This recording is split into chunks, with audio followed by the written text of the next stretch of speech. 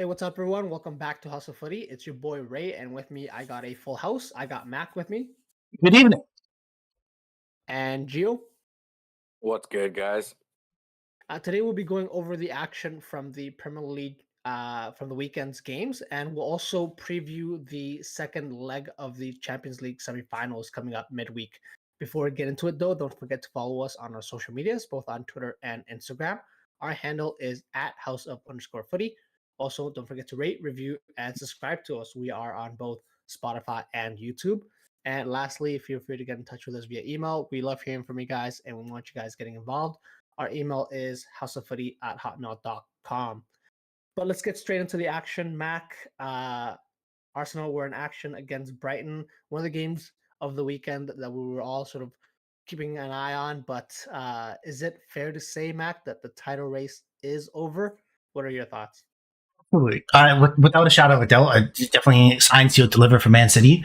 And I know we'll talk about them later, but they should really have the opportunity to relax more so in the Premier League and just kind of take that as kind of probably end of the season friendlies really for the rest of the season. Whereas for Arsenal, this was kind of the last straw, the straw that broke the camel's back in a lot of ways, where it seemed like everything came out from underneath them, where you see the intent of what they're trying to do, but they just didn't have enough oomph to really push through this Brighton team to be able to break that deadlock initially.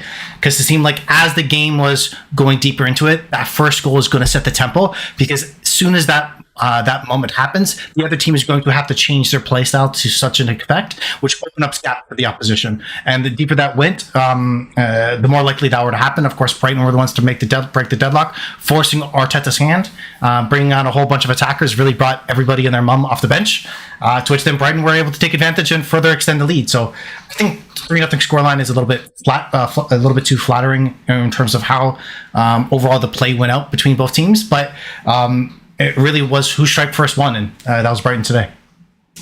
Yeah, a great feeling for Brighton at the end. Gio, obviously, a lot of their players getting involved in scoring, and even towards the end, obviously, getting their chances. But going back to, I guess, the first half and how it went, it was quite even for both teams, Gio. Not a lot happening until in the second half, the first goal gets put in across. And Ciso again scoring and having at least 2-3 celebrations for the fans there. What were your takes on the game, Gio? Honestly, yeah, the first goal, like you said, it was pretty even leading up to the first goal. So ever since, so from the first goal and beyond, like Max said, one team had to switch it up, and it was Arsenal. But that's why you play till you hear a whistle, or you keep playing. Even if you think it's gonna be offside, you play the ball and kind of let VAR decide. That's kind of how VAR's kind of like negatively affected the game. But again, you as a professional athlete, you have to be on your toes, play until you hear a whistle. So good on Asensio to really just put it in the back of the net and worry later, right? If it's offside, great. If it's a goal, you're up 1-0. So and that's exactly what happened. So yeah, good on them, but it was very even up until that first goal. Until like Mac explained it perfectly, they had to switch up the game, had to bring on more attackers, opening it up, and then of course in the last couple of minutes scoring two goals to really seal the deal. And again, that that goal line of 3-0 wasn't telling of the game, but it is what it is. They kind of had to go for it. So in my eyes, it was a 1-0 win, but in the record's eyes, it's a 3-0 win. Yeah, 3-0 win. And just going back to the point about the subs coming on, it is interesting to note as well, sort of the start for Arsenal. They didn't have Martinelli, who scored in their previous game at Newcastle. Zinchenko ruled out for the rest of the season with a couple games left. So that's, I think, two quite big blows down the left-hand side there for Arsenal, Mac. And then, as you pointed out, Emil Smith-Rowe, Ketia, Reece Nelson, and Trossard as well coming on. So it's definitely you can see that it's at and towards the end of the season, those subs and sort of the need for extra legs for Arsenal is a big any team trying to fight for the title is a big need, especially against City. So to that point, Mac, is there anything do you feel that Arsenal lacked in this game based on sort of those substitutions that they were essentially forced into making down sort of this late in the season? In some ways, yes, you can't necessarily blame the I think the substitutes in that way because it really was in every situation more of an attacking position. Even when he brings Partey on, who seems like a defensive substitution, it was to revert formation to play clearly a 4-2-3-1 to hopefully bring more attacking players on the pitch and be able to bring more width. So it I don't necessarily think it was a lack of depth in this particular fixture because Arsenal went into this game where okay, we're going to be in a position where we're not going to have as much possession. Generally speaking, Arsenal have outpossessed teams in the Premier League. I think it's like only 8 times in the entire Premier League season where they have been outpossessed. A couple times it was like by like 48-51, so it's been fairly close. But against this Brighton team in the first matchup, they only had 32% possession. In this one, it was around 40%. So they were very much accepting, we're not going to have the ball. We're going to try to press correctly and force a Brighton into a mistake. When they did make the mistakes, Arsenal weren't clinical enough in those moments. And I think that's more so what they'll look back upon. For example, in the first half, I think at like the 30th minute mark, Trossard hits the post. And there are a couple other opportunities towards the end of the first half as well, where there were incorrect passes by Brighton, where they're trying to play at the back, and they were a little haphazard, where Arsenal were going to be clinical in those moments. And I think those more so are going to be what they'll look back upon. And it really shows the quality of their opposition in some ways. When I was taking a look, is like there has been a drastic change where Arsenal, prior to April 1st, they had a possible 74 out of 87 points. After April 1st, it was 9 out of a possible 21. So it's just this streak of run that's really kind of dropped off their levels and shows the quality of Man City, where you have to be near perfect for the entire season to remain in this contention. Whereas if you have this drop off point, unfortunately, you're not going to be able to keep level with them. And this Brighton, those mistakes and allowing this Brighton opportunity to occur later in the match is kind of what cost them, and it was the final nail in the coffin in some ways. I do want to touch on the Enciso goal in regards to Kivior, who got stepped on by Ferguson. But it's tough because I don't blame Ferguson at all. Bar made the correct decision, definitely should have stood as a goal. But you have to be able to look yourself in the mirror in those moments where, hey, we got to be a little bit tougher here. It's like, yes, okay, we're getting stepped on. We're just not going to lay down and be like, kind of like a hope for a foul, as Gio saying, you play to the whistle. You got to keep going, and if by some decision later on it could be reverted, okay, that's fine. But you can't just kind of just fall down and hope for the best. So in those key moments where, in some ways, it just didn't pan out for Arsenal in this matchup, and as I said earlier, it definitely feels like the final nail in the coffin for sure. Yeah, it is unfortunate for Arsenal, but Gio, on the other hand, Brighton, got to give them credit to come to Arsenal and play their football the way sort of they expect to play nowadays under Zerbi. Undaf coming in and scoring a chipped goal, very, very similar to one we saw a couple weeks ago. What a fantastic finish by him. And even Stupinian getting his first goal for Brighton. Credits to, I guess you have to give credit to Brighton and how they are trying to finish strong, chasing some of those European spots, right, Gio? How do you see their, I guess, next couple games coming on? Because they do face City, Newcastle. I think they also play Southampton and Villa. Do you sort of favor them to get into those European positions?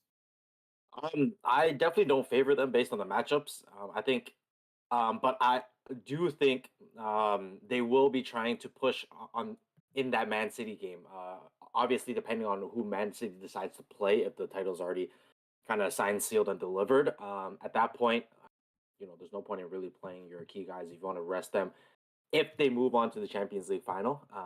So again, that's a game they're definitely going to look circle on the calendar and look to push if they can, because Newcastle again.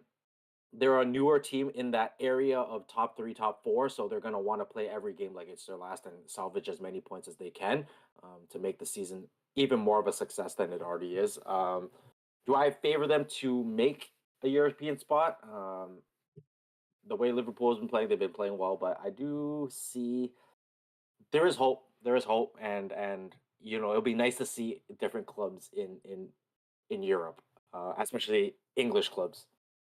Yeah, and I do have to say as well, I saw this is again just based on sort of things I saw online, links obviously with De Zerbi doing so well um for Brighton this season. He's been linked back to a couple of jobs in Italy, and I really do hope they get at least something like Europa League or Conference League, so that Zerbi has a reason to stay because we all know he's shown now that he's a great manager, and would be wanted elsewhere. So if he's able to stay in the Premier League where a lot of that competition is, especially now with newer managers, that'll be definitely something I think the league can improve with him there. But I guess moving on to Man City Everton, Man City getting the win at Everton. Gio, keeping an eye out for that midweek game that we'll cover later on the podcast, making 4 changes to their starting 11 from that Madrid game. You have the luxury to rest Kevin De Bruyne, Grealish, Bernardo Silva, and even I believe one of the defenders. I think it would have been Akanji that would have rested as well. I think Anji, Diaz, Walker started. It was Stones that was rested. Stones. So, hey, Gio, what were your takes on this game? Um, can this guy Pep get any luckier? Guardiola, this guy, like he has the luxury to play these guys, and then he has the luxury for Gundogan to play as well as he did. Knocking in two to increase his value to maybe trade up for another player, like you mentioned in the group chat. Who can he trade him up for? Can it be Frankie De Jong? If he does that, I mean, hey, that's crazy. But yeah, no, Gundogan, who we know can play well in his system, comes on and really just you see him as a passer, a facilitator, who makes those needle passes, balls into the box. But hey, to put that free kick was phenomenal, by the way. So all credits to him. It's just cruise control for City right now. And as Pep pointed to the crowd, two more, and the Two trophy's more, home. two exactly. But a question I think I'm sure you're interested to ask Mac as well, but I'm gonna I guess throw it to you first. Who do you think has been more important in the Prem for Man City this year? Obviously Kevin De Bruyne, the person who scored the tying goal for that Madrid first leg semifinal, or Gundogan, who's just continued to come big in the league for City. What are your thoughts, Mac? Okay, so I put this question in because I feel like it's very much a hot topic one because I think if we were to poll 99.99% of kind of football fans, it'd be like, who's the better player? It is Kevin De Bruyne. The worst of Kevin De Bruyne is close to the best season that Gundogan can have, and this is pretty much what it is. I would feel like right now, Gundogan, his injuries kind of been hit and miss due to his career has been hit and miss due to injuries. I personally feel like, and this season, 26 starts in the Premier League is the most amount of starts he's ever had, going all the way back to when he was 21 in 2012, 2013 for Dortmund, where he started 26 matches. So if he starts one more, he's going to already be above that tally. So he's been fairly healthy. He has 8 goals, which is right now above Kevin De Bruyne. I understand Kevin De Bruyne does have 16 assists. I'm on the same page there, but it just feels like the importance of De Bruyne, of Gundogan, where he has the flexibility where he can play deeper in beside Rodri if need be. He can play Rodri's position at some points of the season if need be. Where Kevin De Bruyne, he's come in and out of the team much more frequently, depending on form, especially after the World Cup, where you see him not as peak of powers in some ways. So I personally feel like Gundogan, this is his prime season in a lot of ways. It's fitting that he's carrying the armband for City in this season. So overall, it seems like everything's coming together. It'll be very interesting to see what happens for him career-wise going forward. If, of course, the Champions League, all that stuff that happens the rest of the season, of course, still a lot to play for. But this could be very much a statement season for him and put him definitely down in the history, because if he's the one is the first City captain to lift a Champions League trophy, that's a bullet in his favor right there in terms of club lore in a lot of ways. So overall, I personally would have to this season Gundogan, but that's no shade whatsoever to KDB. Like I said, his worst season is the best season of other people's careers, which is crazy. I can't disagree with you. Obviously, Kevin De Bruyne has missed a couple games here and there with the season with injuries and whatnot, and Gundogan has been just consistently been killing it for City. And like I keep mentioning, Gio, Man City can score on you in every type of way you want. 2 open play goals from Gundogan and Holland, who we're not even mentioning at this point because he's already broken the record, but. They were able to do that, and then, like you said, the free kick. But can we touch on the first Gundogan goal, which I'm sure we're all very excited to talk about, the touch and the way to sort of lose the defender and being able to get that finish in a way that it looks quite simple when you first look at it, but the quickness in his way to settle the ball and then take it quickly before the defenders realize where the ball even went. It reminds me of a couple of those old goals. And I know Mac, you might not like hearing this, but obviously the Oh, Bergkamps, where he's able to take the ball, flick it over the defender. Defenders at that point doesn't even know where the ball is, might not even know where he is, and is able to finish that. But Gio, walk us through how you saw that Gundogan first goal. Honestly, I thought it was gonna be a poor touch, but takes it right off the thigh, like his thigh's a pillow, and just flicks it. Like the I think a lot of people claim, a lot of Man City haters will have a bias and say, oh, he got lucky. It's more so the awareness of space. I think is a skill that amateur footballers don't have apart from the pros. Is the awareness of one, where they are, and two, where the net is. And he knew exactly where he was. He knew exactly where he was standing. Had a look before he turned to face the ball. And again, his thigh was a pillow, perfect touch, and just flicked it up. And he knew exactly what he was doing. So so all credits to him. Mac, is it unfair that I'm comparing that goal to something that Bergkamp did in his time at Arsenal? you're putting me in a position where I want to say yes, but at the same time, I feel like I have to say no. So I'm caught in a position where I agree, but I really want to disagree. So, to be honest, it was pure class, the ingenuity of that, just like those small moments of brilliance from very technically gifted players where they can kind of do something kind of feels like they can kind of undress you in a phone booth in some ways where it's all tight quarters, tight spaces where just a simple touch, a simple second touch to be able to put it in. It looks, as you said, I think you described it perfectly where it looked very simple, but in the moment, kind of how quickly things are going through, it's absolutely brilliant. And we have the luxury of looking at things slow, kind of in slow time. What's the word? I'm struggling with the word. Slow motion. Slow motion. Yes. Exactly. So we have the luxury of this. It reminds me, and I watched it on replay, and I know this is sacrilegious in a lot of ways, but it reminds me completely different levels. But it gave me the feeling of that Messi goal against in the World Cup. What was it? A couple years ago? Like it was not last World. Nigeria. It's Nigeria with the thigh. I love any goal off the thigh is just like that's just and you're able to do something with the next touch after to completely set yourself up. It brings chills. To be completely honest, so it's overall fantastic goal. Love to see it, and it very much seems like in his kind of career arc with Manchester City, that will probably be the goal that first comes up. That will be the play that first comes up in a lot of ways because just of the sheer class. And potentially because if he does win it all with City, that could be his way out. What can anyone really say to him for him to not to sort of want to leave and seek things elsewhere? But I guess just before we wrap up this part, Gio, a team that might be leaving the Premier League could be Everton next season.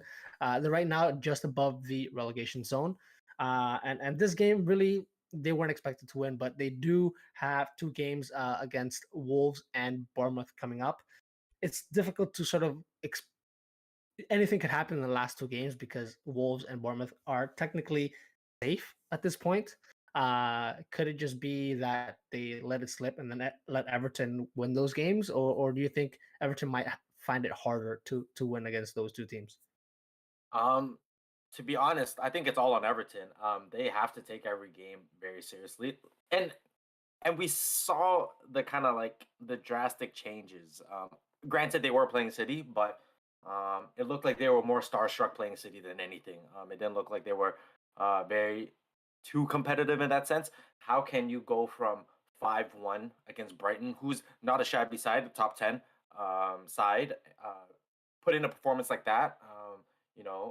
McNeil in particular, didn't look fantastic that day against City either. So how do you go from one performance to a polar opposite performance? Granted, again, against City, but um, they looked they didn't even look the part like against City. It's one thing to lose, but it's another thing to look the part, and they didn't even look the part. So Sean Dyche definitely has a lot of motivating to do because if they can't salvage wins here, it's goodbye Premier League, hello Championship. And Mac, just quickly, do you give Everton any hope? I think if you were to ask me who of the teams towards the bottom are have the easiest fixture, I would say them, because you're looking at Leeds have to play West Ham and Spurs. Leicester have to face Newcastle and West Ham, as well as Nottingham Forest. I know they're above them on the table right now. Have to face Arsenal, Crystal Palace. So overall, based on fixtures, you've got to give them the edge on that. Is that they're facing teams that probably feel comfortable, don't have as much to play for in some ways, and are facing the easiest of the lineup. So based off that, I give them fair shout to be able to stay up. But of course, anything can happen in football, especially in the Premier League. So I wouldn't be surprised if any result happens from any of those teams towards the bottom. And it'll be very interesting to see who ends up staying up. Hey, all to play for. That's all we want to see. So let's take a quick break here, guys, and then we'll be back with some more Premier League football to talk about. Welcome back to House of Footy, guys. We are going to continue our podcast today discussing the rest of the Premier League football action from this weekend. And the first game we're going to cover now is Aston Villa 2, Spurs 1. Gio, I think you're quite happy watching this one. What are your takes? Honestly, I could be happier, but based on what I saw from the game, it's just a very woeful Spurs performance. I thought they were chasing the game the whole way through, and it kind of just it was kind of a snowball effect. When you're chasing the game, every little mistake seems exponentially worse. You kind of always those types of mistakes always linger in your head. So they had an early, they had a chance to, I think tie the game early on, or was it take the lead early on? But they had a shot in front of the net, and then they sky it, which was tough. And then again, in the 64th minute, a chance to tie from Kulusevski, I think, from the right side, just misses the bar. It could have easily been bar in. But yeah, those mistakes linger on when you're chasing a game. What if this happened or what if that happened? So yeah, no, I thought Villa were definitely the harder working team of the two sides, and were quite deserving of the victory. Yeah, and just gonna go back to their first goal, which I just wanted to highlight. Jacob Ramsey, he was able to finish it, but leading up to that, quick, smart play from these, like I mentioned in our next podcast, very forward-thinking midfielders, pulling the Spurs defense out all over the place, and by the time they're able to sort of work the ball from the middle to the left to the right, all the defensive players from Spurs are out of position, and no one's really tracking the run by Ramsey. So it just shows again positive for Villa, but something that Spurs continue to struggle with this season. Douglas Luiz, his free kick, also another great job from him. Poor one to concede, I think, from Spurs, and that's just how it's gone, right, Mac? What were your takes? Overall, I thought this was a standing performance from Aston Villa. It continues a kind of a common trend that what they've done, and we're able to expose a lot of Spurs' weaknesses in this game. One being is with regards to their offside trap. I think it's under Unai Emery. They have, I think, almost an additional a third over the rest of the competitions. Oh, sorry, additional 50% of offsides since he's taken over. So he's very much clear. We're going to be playing a high line. We have VAR. We have the linesman. We have an understanding that this is something to our advantage. This is a tool we can use if we are playing against teams that are not communicating well, are not timing their passes well. We can expose them, and that's what they did.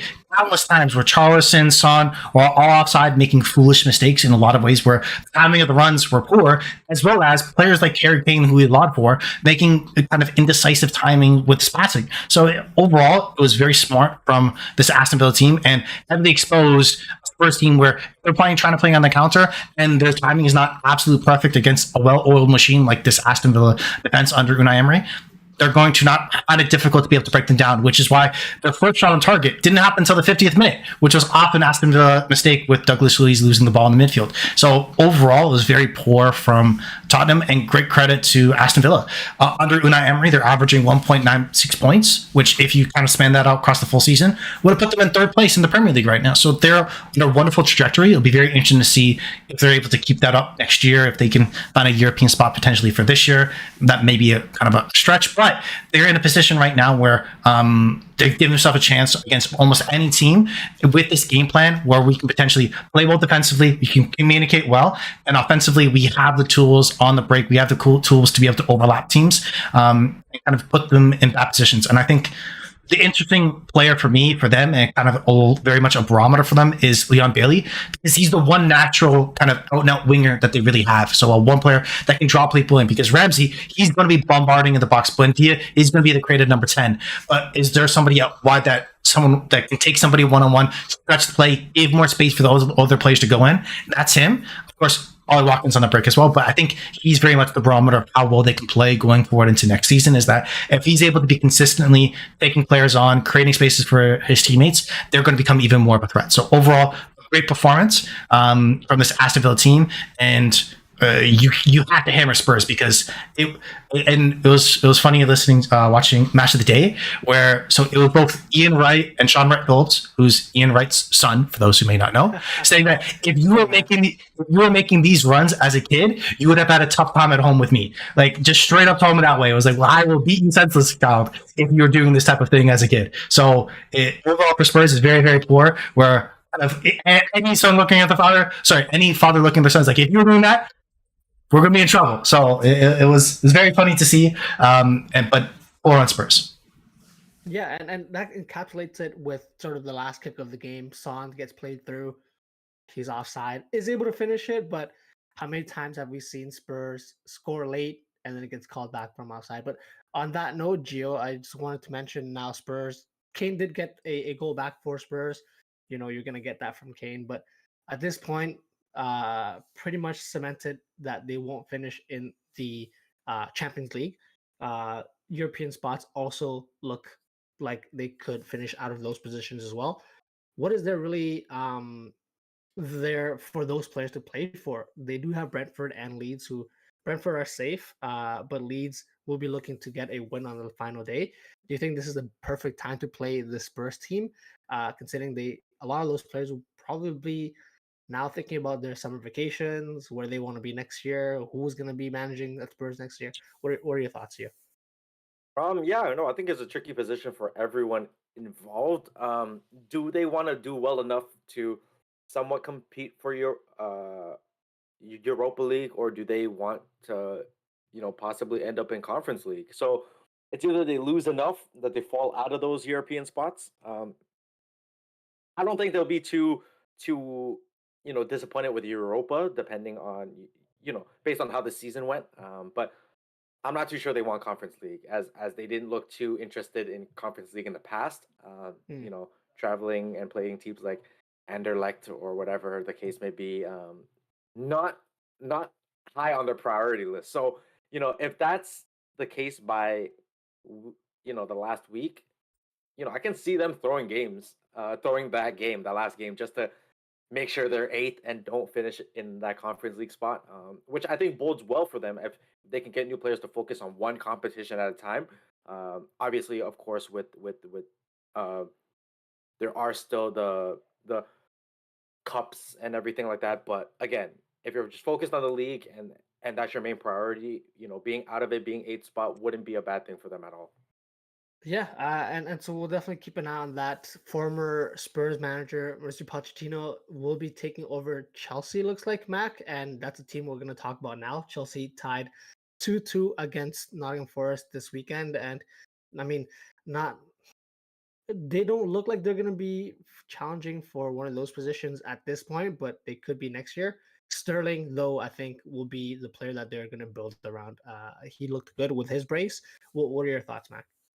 That's a very interesting take, because you would think that they sign Mikhail Mudryk for 100 mil to play on the left wing. That's Sterling's position, is it not? So it'll be very interesting to see. I highly skeptical that Sterling is even a Chelsea player next year, if you were to ask me, where he might be one of the players that is offloaded to save them some money or at least retool somewhere else.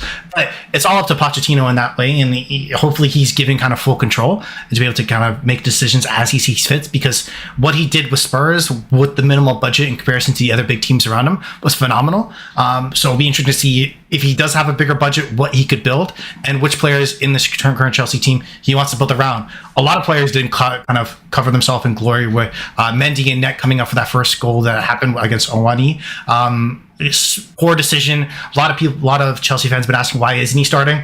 That's probably the reason why. Where you kind of have two decent keepers with a mistake in them, and you don't really know what to do. So I think it's a bad decision if you start either of them in some ways.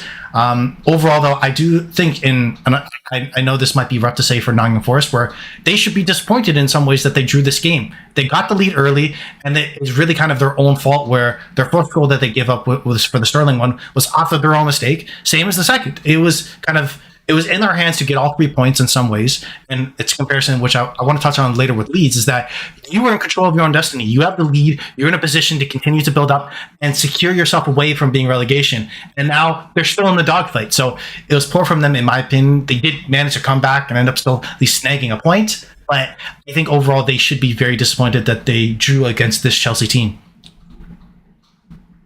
Gio, I know that you're a low-key Nottingham Forest supporter, so do you echo the same thoughts? Is it a poor result for Nottingham Forest not to get all 3 points away at this Chelsea team? Yeah, no, absolutely. I think we oftentimes look beyond the fact of how hard and how disciplined you have to be to genuinely park the bus for 80 minutes. Because they easily could have. Well, we say they could have easily done that, but obviously it's not that easy because the mentality isn't there, and you really have to be just focused on playing it safe. And a lot of teams and a lot of offensive players always have that itch to move forward, and I get it. All your life, as you've been taught, you're a midfielder. You want to push the ball forward. You're a striker. You want to get played in, and you want to chase after the ball. But again, you have your own destiny in your own hands, and the way to easily get that win was to park the bus. So I think we shit on parking the bus a little too much, because when in times that you do need to, teams don't, and it's kind of frustrating and kind of shocking to me. Yeah, no, for sure. But hey, at the end of the day, I think an important point for Nottingham Forest is still a couple points above that relegation zone now, which, hey, if they continue with sort of their strength in set pieces against they actually have Arsenal and Crystal Palace next, and trying to hit teams with the players that they do have, Morgan Gibbs White and Brennan Johnson, who I think have the quality. Hopefully for them, they can stay up, but it's going to be interesting to see how they approach those two games against Arsenal and Crystal Palace. But I guess let's finish off this part, guys, with a talk of the top four battle, with Newcastle tying at Leeds 2-2. Mac just mentioned that. Man U beat Wolves at home 2-0, and they're recording Liverpool beat Leicester 3-0 away. For me, something that did stand out was that Man U performance at home. Like we predicted, they're very strong, and they were very much aided by a Wolves team that wasn't really able to keep the ball, kept losing it, and then Man U would be able to go in behind and then find the chances. Big positive to see Garnacho coming back and getting a goal, with Marcus Rashford as well missing this game. So it's gonna come down to if they can finish those last three games strongly, right? That's what I think. Mac, I think you wanted to touch on the Newcastle Leeds game as well. Yes, quick 2 seconds on the Man U Wolves game, though, is that this was very much the highs and lows of the Anthony experience, where you can see the best moments he could ever generate as a footballer, but at the same time, the worst moments. So it'll be very interesting to put it all together. I very much put him in the realm of the Darwin Nunez, where you see so much, there's so many opportunities for him to kind of show something a little bit more, but they kind of don't have it all together as of yet. It'll be interesting to see if either of them, and from this individual game, where you saw, like I said, moments of brilliance, where for other moments where he could have easily laid off Martial to be able to get one of the first chance that could have happened. A couple opportunities to be able to give Eriksson or Bruno what's happened, but he himself kind of tees up Martial and is able to at some points absolutely wreak havoc on the left hand side of Wolves. But for the Leeds Newcastle game, this is the importance and why strikers get paid get paid big dollars, and why Patrick Bedford could not be one of those guys. Where in that moment, Alan Wilson in his interview afterwards said, as a striker, you have to be the calmest one in the stadium. You have to be when you're on the penalty spot. You should know what you're going to do. Be very confident. Bedford looked scared the entire time and probably put the worst spot you can put a penalty, where if the keeper just dives to that side, he doesn't have to drop high, go deep. He doesn't have to go low. He doesn't have to go high. You put him right in striking distance in the middle for a keeper to easily save that. They just guess the right way. So overall, I think that's a key fixture where a striker can make that difference, especially in the relegation zone, because at that moment, it could have been 2-0 up and kind of been swimming along the way and opposite under no stress, where they ended up having to then being 2-1 down, brought back into the game and managed a salvage point, which is decent, but at this stage of the season, not enough. So overall, very, very poor, in my opinion, of Leeds. And even Allardyce after the game was kind of slamming Bamford backhandedly and saying, hey, there's 3 penalties. They had 2, we had 1, and we missed it. That's the difference. So it's very tough if you're a Leeds supporter, where you kind of get this fixture against Newcastle team playing well, that have been playing well all season, and you manage to be able to be in a position to potentially go 2-up on them. It's tough.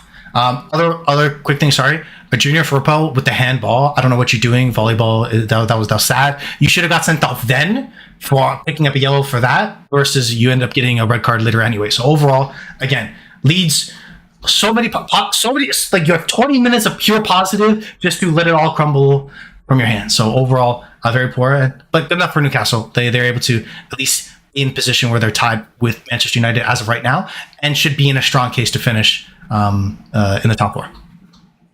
Yeah, Gio, anything out of these 3 games that stood out to you?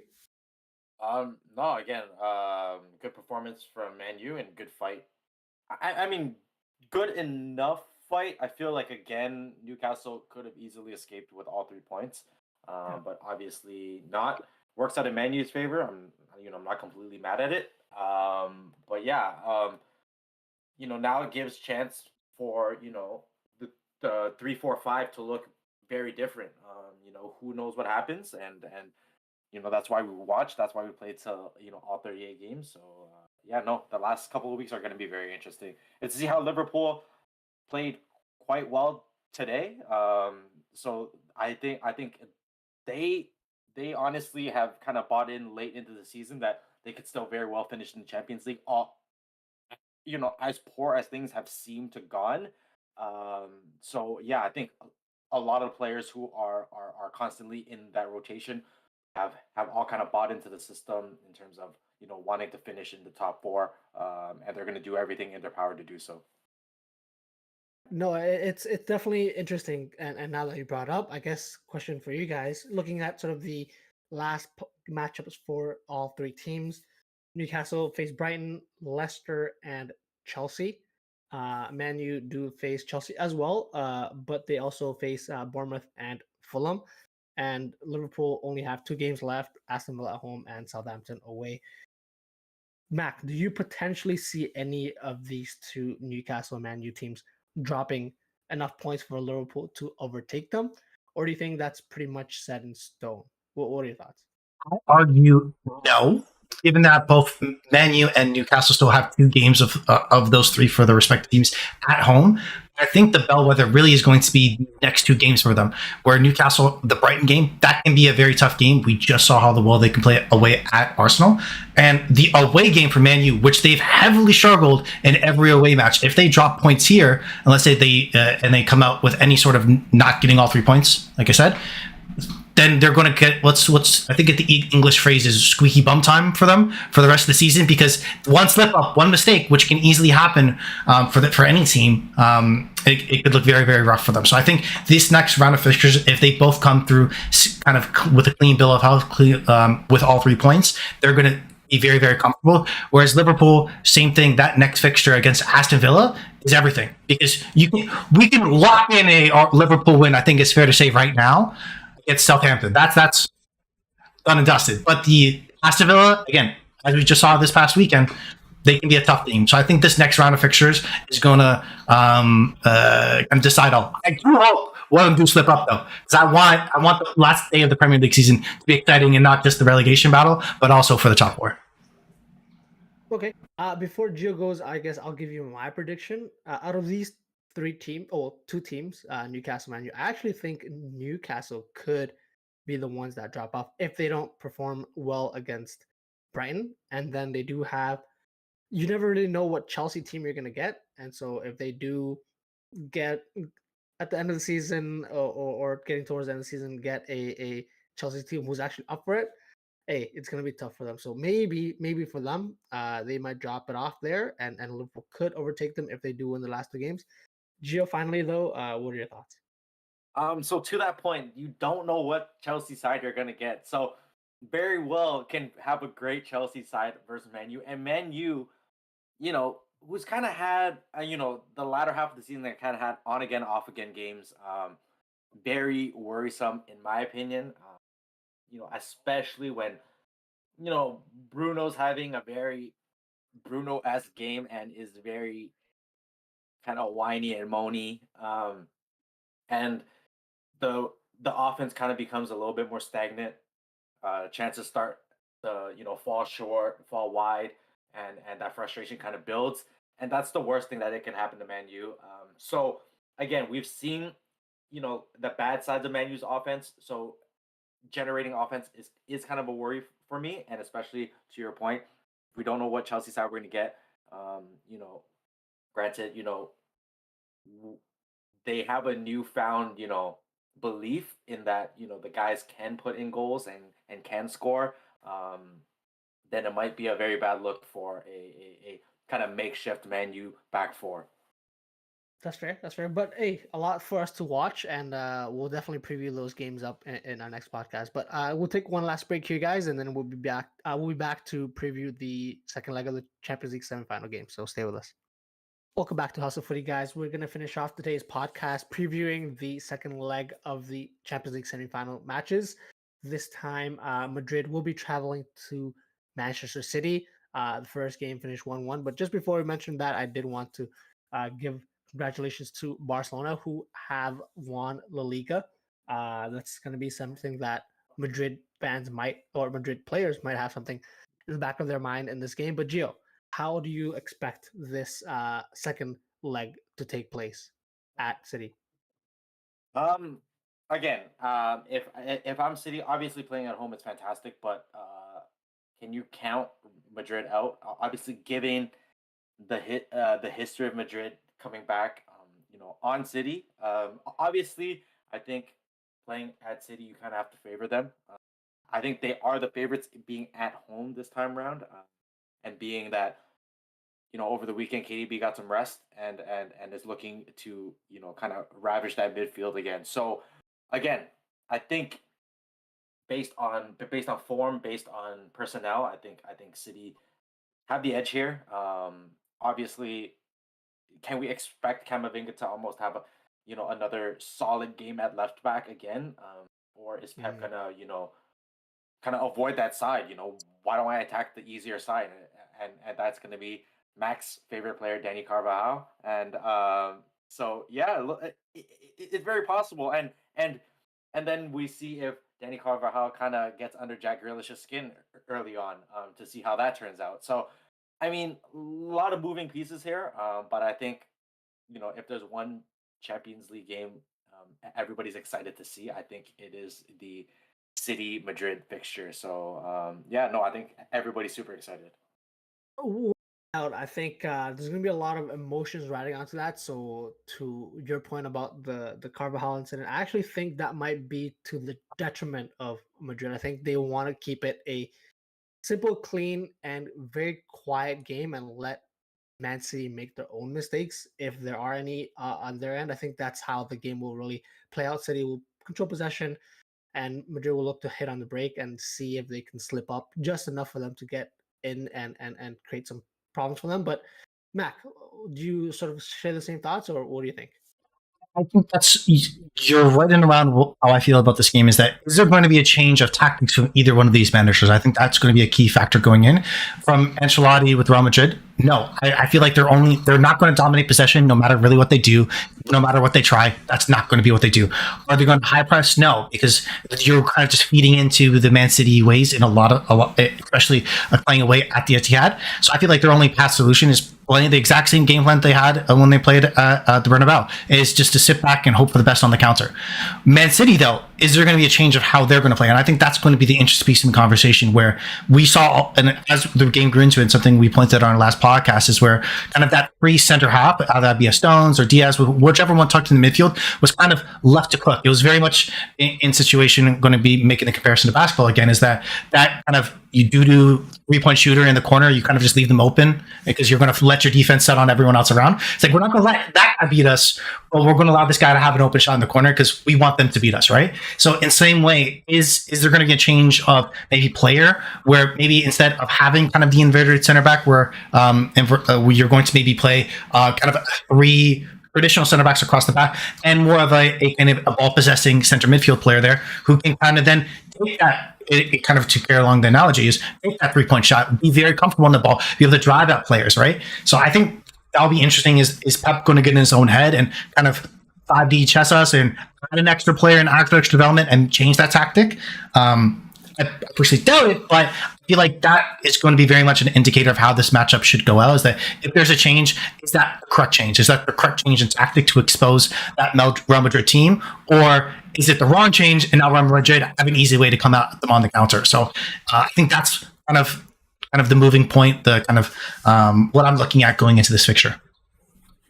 No, it's very, very interesting to see, and I'm very excited for the return match as well. One thing I'm a little bit disappointed for City is they don't, at the moment, they're playing with inverted wingers, where Grealish and Bernardo Silva like to, they stretch out and make the field as wide as possible, but their tendency is to cut in. Whereas, could we see Amaris come on late in the game and try to sort of create spaces for Kevin De Bruyne to make those runs in behind, maybe Camavinga and Alaba, who will likely play as a left center back. Previous years, they would have had Sterling, who maybe played on the left hand side and then stay wide, or even make runs in behind the center backs. Well, the right back and the right center back, which in this case likely will be Carvajal and Militao. That, I think, is a space that wasn't exploited as much by City, and so that, I think, might be something interesting to see if Pep changes anything. But hey, end of the day, very important match and very fun to watch. So before we move on to another game, final predictions for this match, boys. Gio, what is your final prediction for this? Who's gonna go through? You guys know who I'm gonna side with. Max is already shaking his head in I would say disgust. Max already shaking his head in disgust. I'm actually gonna go with a 2-1 Real Madrid win. So that's for you guys. Okay. Mac, yourself as well. I'm going to go 2-0 Man City. I think Man City get on the scoreboard early, and I think that's their way to success. Force Madrid to come out. They can't do that anymore, in my opinion. I think they're going to struggle to kind of get goals on this Man City team, especially if Man City have the lead. They're not going to just be in a position to be able to sit back, and I think that's when Haaland will be at his most dangerous. As soon as Man City if they get an early lead, Haaland becomes such a threat on the counter, where he can then have more space in behind those, I would argue, weaker Real Madrid center half. So I think he could be potentially beast, and why they really signed him. So I think Man City, as they're playing at home, win this comfortably. Yeah, no, that could be very much why Haaland was signed. But yeah, essentially, if it's in 90 minutes, I think Man City will win. But the longer it goes, and then even if it goes into a penalty shootout per se, I do favor Madrid there. But hey, a lot can happen. A lot should happen in this upcoming game. So we'll leave it at that. But lastly, but certainly not least, Mac, the Milan Derby for the second match in the semifinals. Inter Milan is at home, quote unquote, for this matchup. But is there anything you're looking out for? Overall, I think the key factor is kind of what Gio's always talked about when we talked about this fixture is that for AC Milan, if it's no Leao, there's no hope. And it looks like, as reports, he trained today with the team. Trained again today. He's supposed to train with the team tomorrow, so he seems fit to be able to come back and play for the AC team and have a chance to be able to kind of claw back into this fixture. Overall, I think that's very tough. In Champions League history, only one team has won the first leg of the semifinal by 2 or more goals and then failed to progress. Can you guys guess who the team that ended up coming back and the losing team? I think, Ray, you might remember this. Either one of you have a shout? Would this be Madrid against Chelsea? No, it would actually be Liverpool in 2018-19 after losing against Barcelona. And of course, Divock Origi coming to be able to score 2 goals in that game in the reverse fixture. I'm sure you remember very, very fondly. So maybe even Gio remembers that very, very fondly. But overall, I think it's going to be a tough fixture for Milan, given that history where if Inter just kind of peg 1 goal through any time of this game, they can sit comfortably and be very, very happy. But with this being a derby, I feel like in some ways, even though I just brought up that history, the history book can really be thrown out the door because there could be a lot more passion. There could be a lot of fight. If you saw in the reverse fixture at the end of the game, something I don't think we brought up on last week's podcast is where you saw the reaction of the team going up, talking to their ultras and how passionate they were listening to how poorly they played and what they need to change. So there's so many different things that could happen, but I'm hoping for is that AC get an early goal and shake things up. Put that pressure on Inter, see what could happen. But if we see an Inter goal anywhere in the first half, I think it's done and dusted. Okay. Gio, could Divock Origi bring his team to another comeback in the semifinals of a Champions League match? What are your thoughts? Again, to be fair, I stand by what I said, and Mac already said it. No Leao, no win. So if he does play, there's a possibility. And to be fair, apart from the early 2-0 deficit that they got themselves into, there were chances for them to get goals in this match. So with that being said, I think it's another one of those things like I mentioned early on. When you're chasing the game, mistakes seem bigger than they actually are. So I think if they come into the game level-headed, obviously, with Leao being their mainstay guy, their star guy, that's going to bring a lot of hope to the entire team. It's going to allow Giroud to have more space. It's going to allow Ibrahim Diaz to have more space.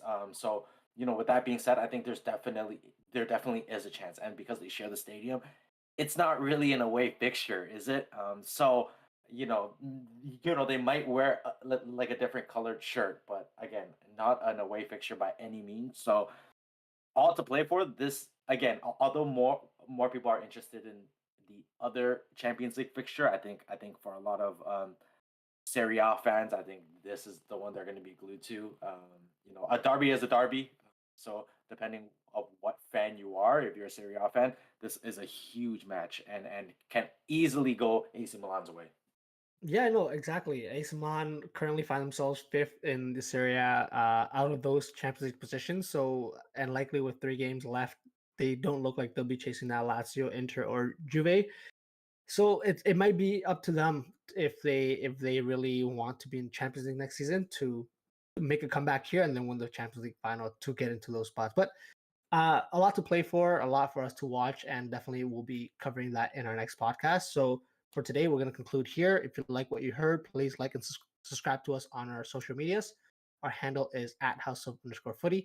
If you have any comments, suggestions, or general banter, get in touch with us via email, houseoffooty@hotmail.com. The next time you hear from us will be Thursday when we recap the Champions League semifinals and preview the weekend's Premier League matches. So on that note, thank you, Mac. Peace out. Thank you, Gio. Take care, guys. See you soon.